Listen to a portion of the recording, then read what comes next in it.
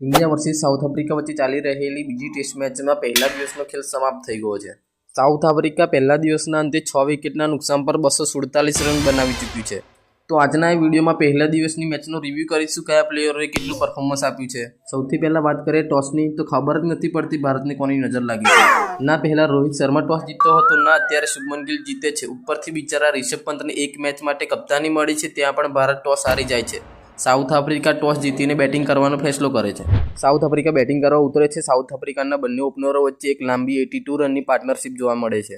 South Africa પહેલા સેશનમાં એક પણ વિકેટ ગુમાવતું નથી। ભારત માટે ફર્સ્ટ સેશન વિકેટલેસ રહે છે। બીજા સેશનમાં જઈને ભારત માટે માર્કરમના રૂપમાં પહેલી વિકેટ મળે છે। બીજા સેશનમાં 2 વિકેટ અને ત્રીજા સેશનમાં 4 વિકેટ મળીને ભારતને પહેલા દિવસના અંતે કુલ મળીને 6 વિકેટ મળે છે, જેમાં કુલદીપના ખાતામાં 3 વિકેટ, જડેજા 1, સિરાજ 1 અને બુમરાહના ખાતામાં 1 વિકેટ જાય છે। બીજી બાજુ સાઉથ આફ્રિકાના બેટિંગની વાત કરીએ તો માર્કરમે 38 અને રાયલ રિકલ્ટને 35 રન બનાવે છે, જ્યારે ટ્રિસ્ટન સબે 49 રન બનાવ્યા છે। હાફ સેન્ચુરીથી જરૂર ચૂક્યો છે। ફર્સ્ટ મેચના હીરો અને સાઉથ આફ્રિકાના કેપ્ટન ટેમ્બા બાઉમાએ આ મેચમાં પણ સારું બેટિંગ કરીને 41 રન બનાવ્યા છે। ડી જોર્જીએ 28 અને મુલ્ડરે 13 રન બનાવે છે। હજુ પણ સાઉથ આફ્રિકા પાસે 4 વિકેટ બાકી છે અને ભારતને 4 વિકેટ લેવાની બાકી છે। ઓવરઓલ જોવામાં આવે તો બંને ટીમો માટે પહેલો દિવસ 50-50 રહ્યો છે।